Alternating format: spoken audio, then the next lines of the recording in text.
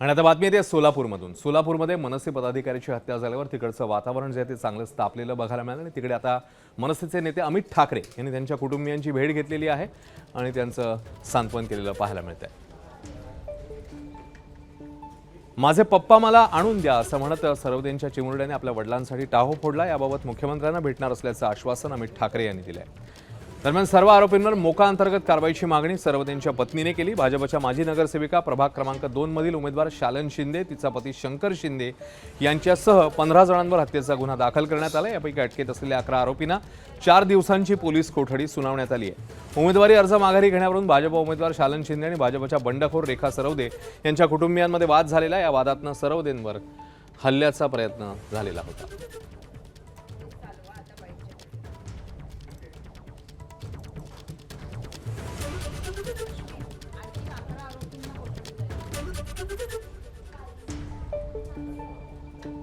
मला वाटतं समोरच्या पक्षात पण काही आपले लीडर्स आहेत ज्यांची मुलं आहेत।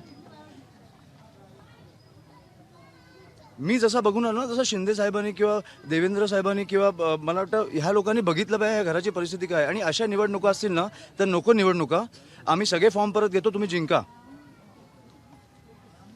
ती बघा मुलगी परत उठली। ह्या अशा निवडणुका ही आपल्या महाराष्ट्राची परिस्थिती आणून ठेवली आहे तुम्ही। मी कधीही कोणीही वारल्यावर राजकारण करत नाही आणि आज पण मी नव्हतो करायला आलो, पण तुम्हाला कधीतरी कळणार आहे की नाही की तुमचे राज्य कुठे नेऊन ठेवलंय तुम्ही। एबीपी माझा, उघडा डोळे बघा नीट।